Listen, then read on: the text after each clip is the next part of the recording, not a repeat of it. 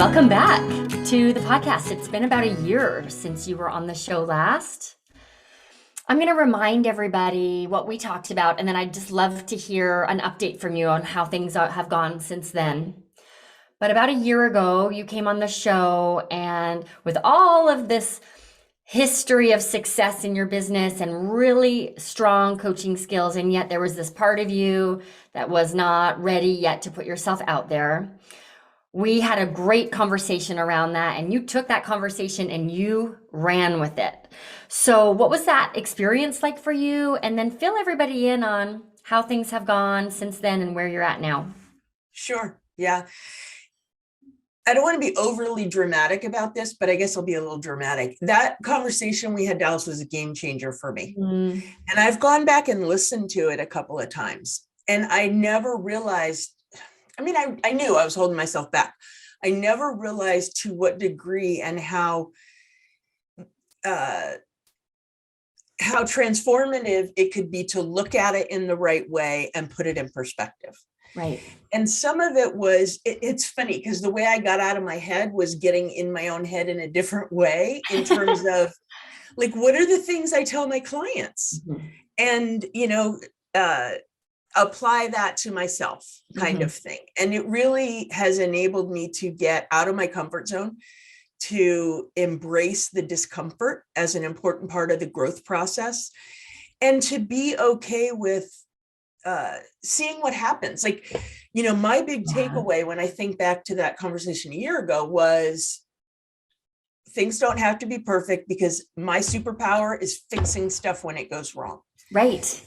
And I really hang on to that. And so I let things happen. Like right now in my business, I'm at a really exciting point, and I've just brought on some social media support. And in fact, just today, the stuff that we've been working on went live on LinkedIn. Yeah. And I forgot, actually, I got busy doing some stuff and I forgot it was going to be today. And I saw all these comments popping up and I was just like, let this happen. Like, this isn't, how could I forget that was happening today? I was comfortable. Interesting. And I started a year ago, it either wouldn't have happened at all, or it would have just been buckets of sweat all morning long before hitting go. Right. How cool. Yeah. And I've gotten all these great comments, and I'm hearing back from people I haven't talked to in a while. And I've just sort of I feel more focused. I've decided what are the things I need to be doing to move things forward and be okay if it's uncomfortable. It really unlocked a lot of things for me. Wow. Yeah, it was great. Okay. It was so great. It's awesome. But thank you again. Yeah, it's my pleasure. It's my pleasure. What I want our listeners to take away is, I think as coaches, we never know what the thing is going to be that opens the door for our clients. And when we just center the client and focus on serving them, the door that unlocks will surprise us. Because it really, does this happen for you when you're coaching? Is sometimes the most transformative conversations are the ones that feel most effortless for you? Absolutely. Absolutely. And then I find a huge amount of value to reflect on a little bit. And sometimes those moments can go by because they do feel effortless. Yeah. But I love being able to, from a client perspective, seeing what my clients are experiencing and think about what allowed it to happen. It helps me in my own business. It helps me as a coach. It helps me get past my own stuff. That's where the juice is. Yeah, completely. Because that's what that experience was like for me. I kind of didn't even remember what we talked about after we were done. And I will never forget it. Right? Isn't that great? So that's just a reminder for all of the coaches out there listening, our work, when it doesn't feel hard, we're onto something. I love that, actually, because that's one of the things we've been talking a lot about in the Hive is, how can we make this easy? Easy looks good on you. It's okay for this. And it's, that's a good reminder of that. It's sometimes when it's easy, it's more powerful. Yeah, completely. Yeah, completely. And the same is true in our marketing. It's like a different set of muscles that we use. And so the learning curve is there again, but it does get to the point where a big launch happens on LinkedIn and you forget that was the day. Yeah. And it's funny Mhm. too, because I mean, as you know, I have marketing and sales background. So I've Yeah. done a bazillion marketing programs. This is such a different, much more personal experience than Mhm. anything and I always took it seriously, but this is a whole different world. Yeah. It's very cool. Yeah. It's a lot of It fun. really is. All right. So, since really giving yourself permission to figure it out in public, right? And to put yourself intentionally in your zone of genius, which is fixing things that are broken. Mhm. What is it? What happened for you in this year? Oh, so many things. I mean, I on a personal note, I got distracted in the middle of the year because my husband and I downsized. So I kind of took a couple months out of Mhm. moving business forward. Mhm. But what happened and I gave myself a break on launching my course. But what happened in spite of that was I hit my six figures. I was oversubscribed in one-on-one clients Mhm. and just felt like this is what I am meant to be doing. It felt so right. So, everything's humming. It's been a couple of years. It doesn't happen right away. Yeah. Um, Everything's humming. And now I'm at a point where I'm ready to take my business to the next phase, no question. So it Yeah. feels like I'm building from success. And it started with my first client search when I found Yeah. you. Yeah. That's So, great. yeah. Okay. So your business has grown, you've passed the Mhm, six-figure mark, and mhm. you feel really well positioned to start scaling. And this year you're going to roll out small groups. You have a Yes, course that you're working on, that's right? right. And then this other offering around like a VIP day offering. Can you fill our listeners in on who you help? And then specifically this VIP day offering, because that's the one we're going to focus on when we talk about your lead magnet today, right? Yeah. Okay. Absolutely. Yeah. So what I do is I am an executive and career life coach, which is a term I think I made up. And basically the executive piece is helping people get to the next level, helping people, professionals get to the VP or the C-suite level. But what I learned from my clients is there is a huge need for people to love their work while they're achieving their goals. And I do believe it's possible for your career to be fulfilling. And Mm-hmm. so that's where this career life piece that I sort of made up came in. And that's what my course is about. And that's what I'm on fire about. I love the other work. And frankly, it pays really well because the Mm-hmm. companies hire me. Mm-hmm. But this fulfilling piece it just sings. It just sings to me. Yeah. So that's what my course is about. That's what my small group is about. Very focused on that. But I have a couple of ideas of things that'll come next. And the one you and I have talked about is how do people who have had that fulfilling, successful career wind it down? Right. And, if we listen to our clients, they tell us what the issues are. I've had a couple people come to me with, I'm a partner in this firm, I'm at this level, whatever. I like all I've ever focused on is work. And I look ahead and my husband's getting ready to retire. How do I wind this down? Mm-hmm. So and my focus on that is you've been successful, you've been so focused on your work, you've identified so much with it. How do we wind it down and enter retirement in a way that honors the career that you've had Right. and is as fulfilling as everything you've done so far? And Right. so I'm totally excited about that. Yeah. Um, and I feel like that would be a perfect place for VIP days Mm-hmm. because Agreed. these people have a great sense of urgency. They're feeling uncomfortable because these are people that are in control. Mm-hmm. And this is something they're not in control about. And they may not have talked to anybody about it. And they don't have a lot of time, but they do have money. So Yeah. hence a VIP day may be a perfect offering for this. Great. Great. And I'm not necessarily thinking if that business came to me, I could take it now. But in terms of scaling that up, I'm thinking that comes after the other things that I have going this year.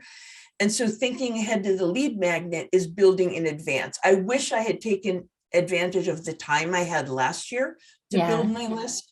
And I want to learn from that experience and get ahead of it this time. Make Yeah. sense? It totally does. And I'm so happy to hear you speak to the importance of thinking ahead. It's so heartbreaking when I see a coach launch a course, Because you're working as hard on a course launch if you're launching to a list of 2 people as you are when you're launching to a list of 2,000, 20,000, 200,000. And it can Yeah. feel like such a bummer when everything goes well, like you hit your metrics, but there wasn't enough people in the top of funnel for you to have a launch you're really proud of. So I love that Yeah. you're thinking ahead. I want to fill our listeners in here a little bit. So everybody, in last week's episode with Nic Frick, we talked about the purpose of a lead magnet. She said the funniest thing. I laughed out loud. I don't know if it'll end up in the final episode or not, but I laughed so hard because she said, wait, I've been trying to solve all of everybody's problems with a PDF. Wait, what am I doing? She just realized she'd been over delivering. Yeah. So, as a reminder, the function of a lead magnet is to help your dream client believe that the thing that they want is something they're capable of getting. We do that, number 2, through helping them gain traction toward that thing. When I see and experience myself moving toward that thing, I start to believe that it's possible for me. And then the third piece is that I begin to trust that you are the best person to help me run through the tape. That is the purpose of a lead magnet. And a PDF list of 21 life hacks often is not the right way to deliver those 3 things. Sometimes it is, but sometimes it isn't. So we have to center the client, their lifestyle, their learning style, and pair that with our coaching style in order to design a lead magnet that fits. So now I think, Randi, the next step for all of you listeners is when do you decide that you need another lead magnet? And then I think you and I can have some fun brainstorming, looking at who the audience is for this offering, brainstorming a possible lead magnet for them. Does that sound good? That sounds great. Okay. Yeah. Great. Yeah. So because you have another lead magnet. So tell me why you feel like you need to design a new lead magnet. Yeah, it's a couple of things. First of all, my poor little lead magnet, I developed it last year and I did like one thing with it and kind of like it's not that I heard crickets. I did get one client from it, but I really didn't test drive it. I didn't work it hard enough. It wasn't fair to this poor lead magnet. Yeah. And then I was feeling like I needed another lead magnet there. Luckily, I got some other eyes on it that helped me see it differently. So yeah, I feel the lead magnet that I currently have is exactly on target for the program that I'm working on now, for the fulfilling career, happy life piece. Yeah. But this other thing is really speaking to a different problem in a different audience or an audience at a different phase, right? Yeah. So the message has to be different and the way in has to be different. And I think when I think about my 2 different audiences, this future group of how do we wind down their career, I'm not convinced they're problem aware yet. Right. And so the everything about the situation is different. And so I'm going to have to be really careful how I'm talking to these 2 people so it doesn't get watered down. I think it's more powerful to speak to them individually in a way. What do you mean by that? The people that are sort of mid-career, that maybe they're not as excited as they were, they know what it feels like to be on fire and they're not. That's a very different issue than these people that everything's great and look, those of us that get to think about retiring, that's a privilege, right? Yeah. So they're wondering how that can happen, or other people around them are telling them that they should be thinking. We all do tons of financial planning for retirement. We don't do the other stuff. Yeah. And so they may not be problem aware. So I think the messages are very different if they're going to be powerful. Yeah. Great.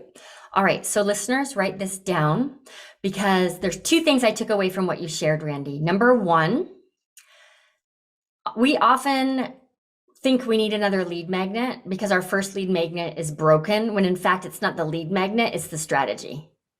Like sending a few DMs or sending an email or like a post on Instagram once about your lead magnet. If you don't get subscribers, that is not proof of anything other than you need a more solid strategy to get your lead magnet out in the world. So I thank you for bringing that point up. But there is a time and a place where, as a coach, you will likely have multiple lead magnets. And that time and place comes when you have multiple offerings. So even if we take the Hive as an example, the Hive is one offering, but we teach 3 distinct phases inside of the Hive. The first phase is client attraction. The second phase is list building. And the third phase is course launching. So I have a lead magnet that's attached to each of those phases because my dream client for the Hive goes through that entire journey. So it's the same person, but there are definitely 3 phases of their business that we address, which is the same thing I heard you say about your audience. Very much so. Yeah. So it's time to design another lead magnet when you have an offering without a matching lead magnet, because the lead magnet is designed to attract your dreamiest dream clients looking for the specific result that you offer. And if you're adding in a new result, you need a new lead magnet. Great. Okay, good. Then I'm clear on that. Cool. Yeah, great. All right, so we need a new lead magnet. Okay. You mentioned so I just want to make sure everyone's tracking here. So the journey that your client is on, there's this phase where they're like mid-career.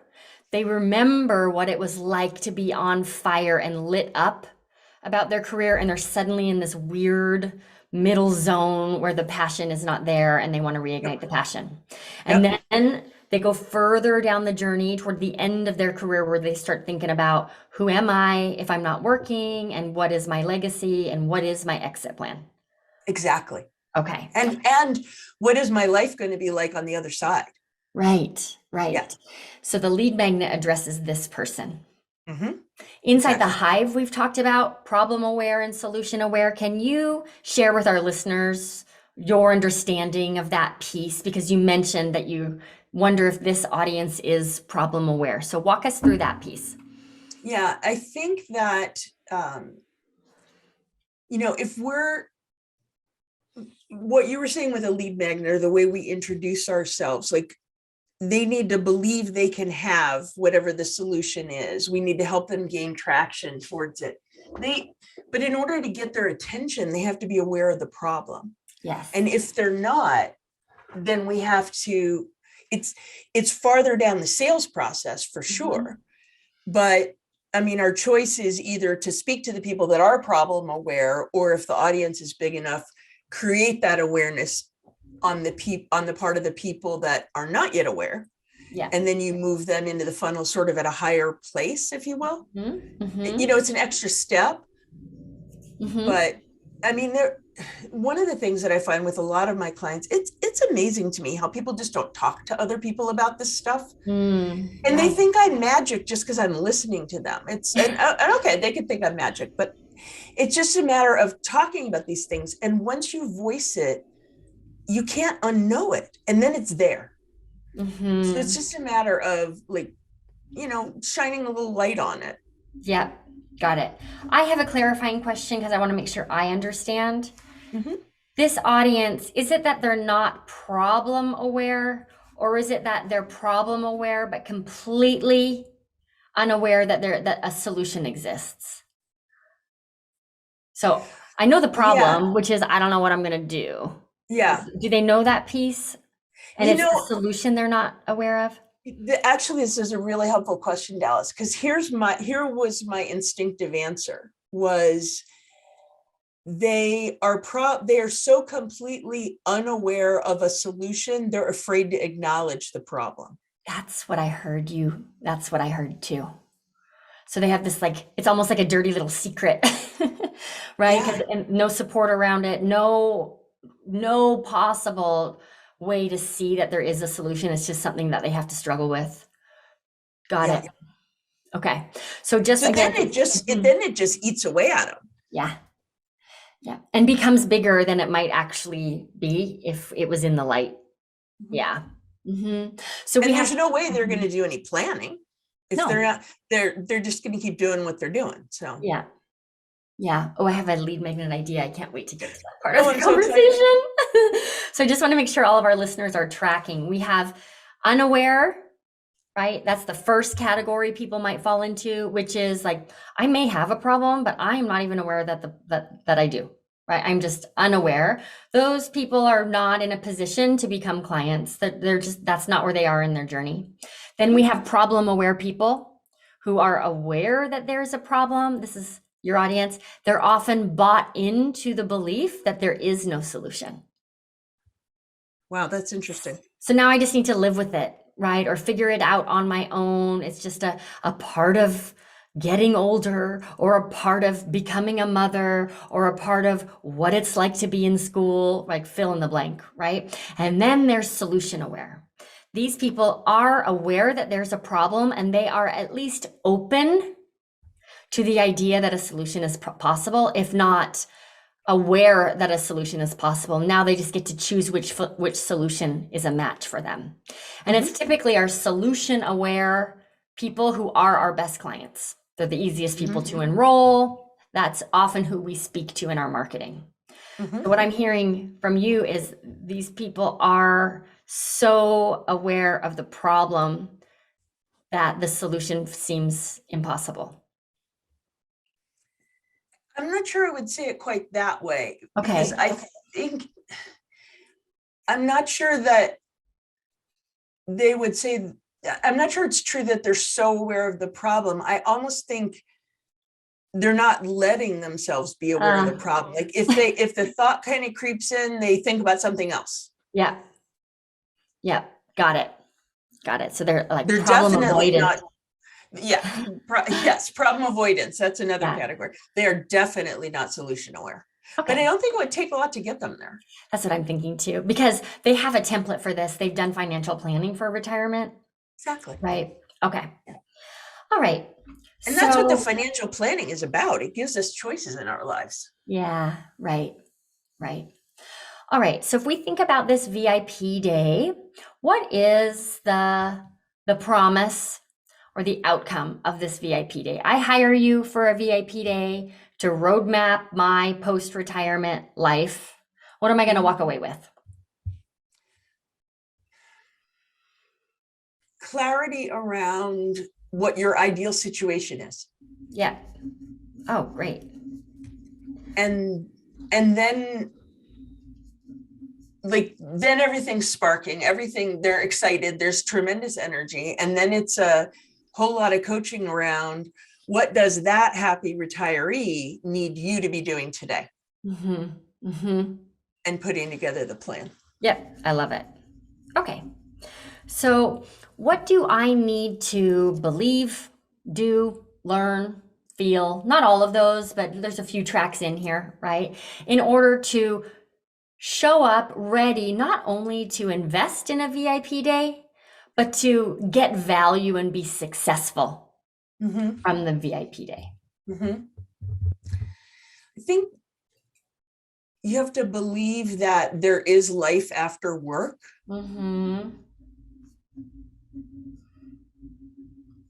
And that you can make it fulfilling. Yeah. I mean, so many of us that identify so much with our work, it's hard to imagine what it's like without work. And so that's kind of what you need to do, is imagine it. Yeah. And I don't think people can do that themselves if they're that focused. I think you just need somebody to help you through it. Great. So I need to believe that there is life after work, and that sounds like I also need to believe that the first step is to just imagine. Yeah. Great. Okay. So if the purpose of a lead magnet is to give the client belief that the thing they want is possible, and give them traction, and they believe that because they have traction toward it. What ideas come forward for you about a lead magnet?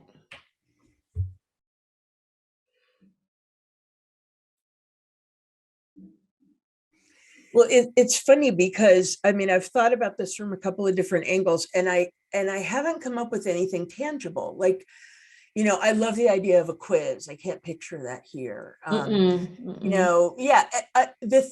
thing that I was coming up with, and I'm not sold on it by any means, but the only thing that I didn't throw out of the basket was maybe I need to do a video and they need to talk to it and maybe share an example of another client's experience. That's exactly my idea. Seriously? Okay, because you said something that really got my attention. And what got my attention was they don't talk about this. Right. Right. So they're struggling on their own. No one's really talking about it. I called it a dirty little secret almost, right? From my perspective, an awesome first step lead magnet to shine a light on this problem that they've been avoiding, right? Like, how am I ever going to get to the place of believing that there is life after work to the point that I'm open to talking about it with someone else if I don't pull it off the shelf, the very, very high shelf I put it on to just avoid it. Right. I think an incredible lead magnet would be a recording of you talking with a client through this imagination process. And maybe even doing like a director's cut, right? So you edit in your observations, or like, here's why I asked this question and here's how it might be applicable to you. So someone has the experience, they get to bear witness to what it's like to have this conversation and what's possible when you look at this problem instead of run from it. Right. That's really interesting. It's also incredible experiential marketing because people see you in action, which is different from seeing you on a video talking to them. Right. Right. I had not thought about it that way. And it's interesting because I tend to feel, okay, this is another thing that, this is one of my things that I've been working on because, I'm about to launch a group. And what's been holding me back from that is the limiting belief that, well, my people don't want to talk about their stuff in front of other people. Oh, right. Mm-hmm. And so that was my first thought too on talking, using that kind of discussion. But why do I think that? I haven't tried it. You haven't tried it. Right. Right. Well, and the format of this, I might be getting ahead of ourselves here, but let's pretend that we're going to go with this idea for a hot second. Well, and Dallas, I have to say, the fact that you and I both hit on the same thing means something. Yeah. So let's go with it. Okay. It doesn't have to be on video. This person can essentially be anonymous. I mean, you're not going to master their voice so they sound like they're in witness protection or anything, but there will be a certain degree of anonymity. And you could release it as a standalone, 3 to 5 episode podcast series. Now, the downside to, because people could still opt in for it, right? So then it's like so the conversation is broken into phases. So, because I'm a busy working woman, I don't have time to sit down and fill out a worksheet or even watch a long video, but I could listen on my commute or when I'm on my bike or doing the dishes. Yeah. Do you think your audience absorbs information that way? I do. Yeah. Mm-hmm. Yeah. Mm-hmm. And the thing that I can do is I could put it out as a video with the audio available too. Yeah. Then they can take it in how they want to take it in. Yeah.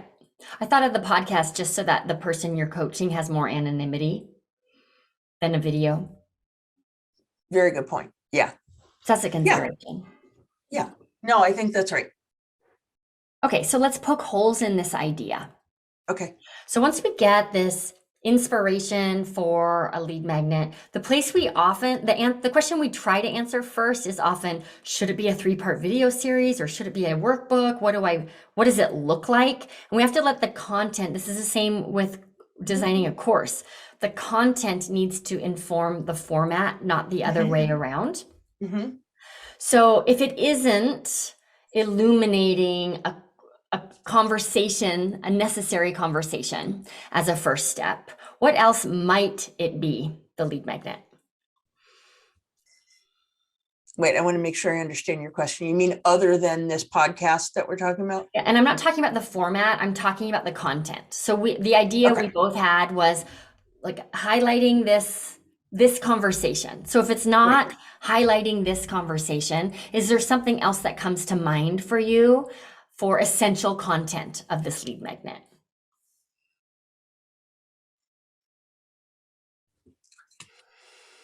Um,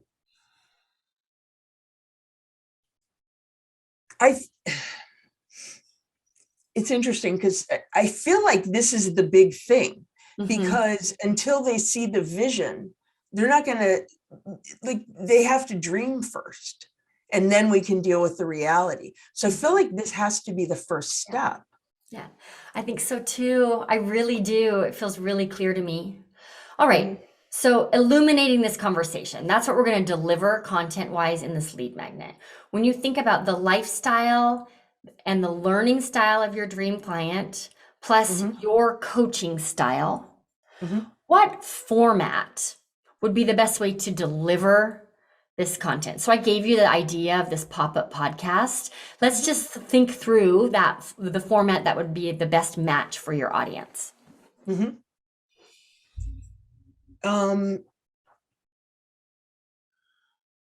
So are you talking about how I get the podcast to them?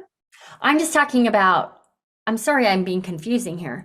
I'm just talking about, is the format the podcast, or should it be videos? Does it need to be a series of emails? Like what, I want to confirm that the format is something that your audience will absorb. I got you. I actually think a podcast is good, because I do think these are people that are listening. They're taking in content. If it's an audiobook or a podcast or whatever, they do that all the time. Yeah. And I was thinking video, because then I could offer it both ways. But your point about confidentiality of the client is so important to me that I really like that. So I do think a podcast type episode is a good idea. Yeah. You know why I was confusing you, Randi? Is it's not supposed to be that easy. So I'm over here trying to make it hard for the purpose to help our poor listeners out. Got it. Right, but we had the idea and the format came to us, and there's your 2-minute podcast episode. Right. That's right. Okay, we're done. Thank you. Bye.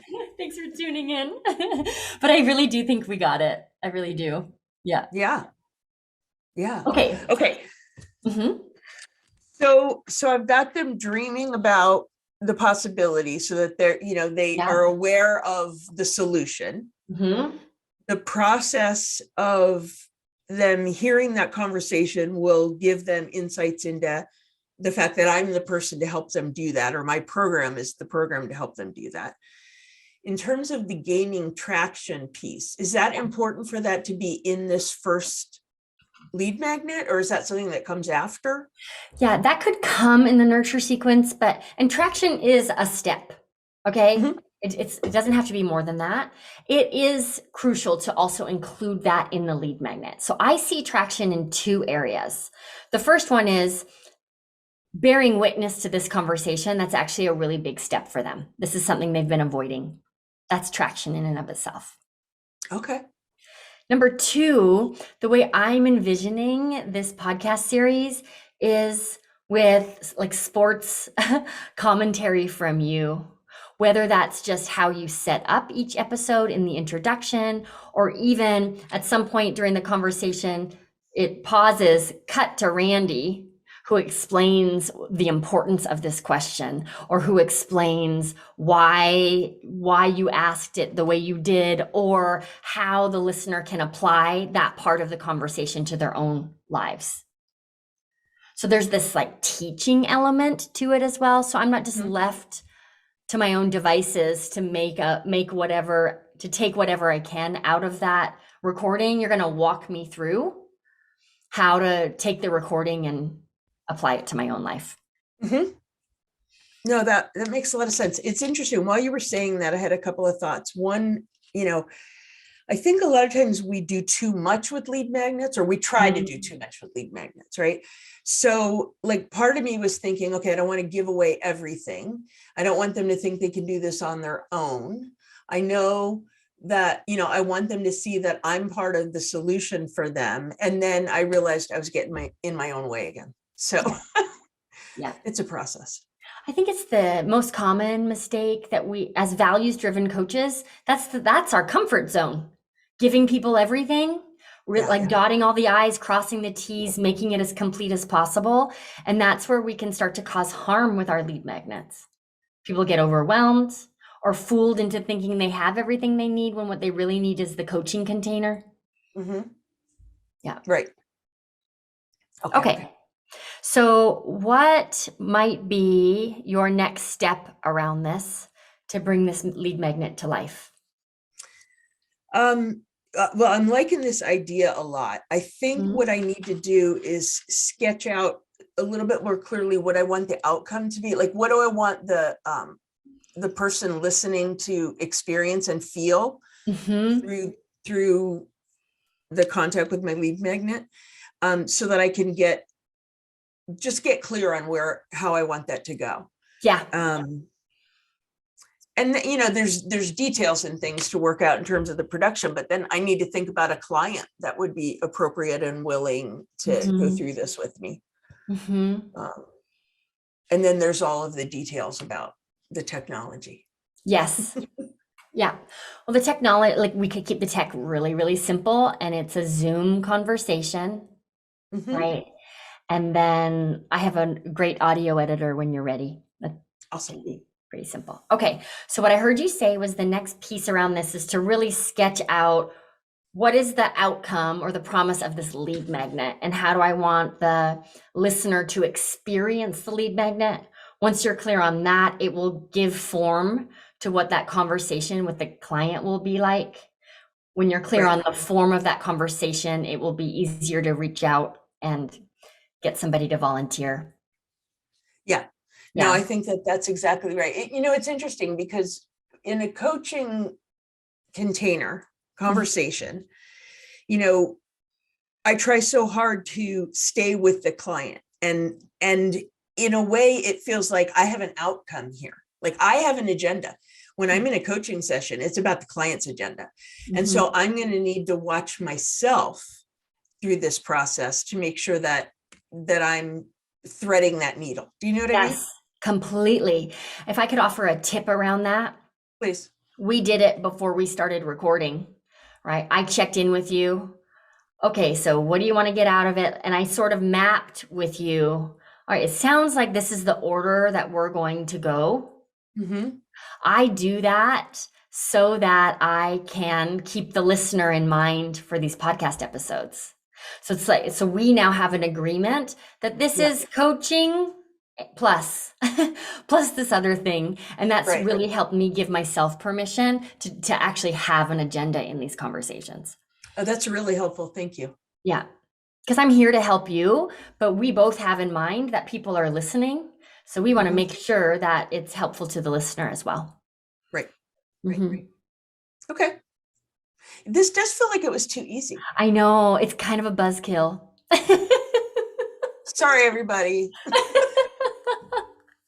I feel like every once in a while, look, oh my gosh, what do we talk about in the Hive? Make it easy. And here you and I just did that. That's good.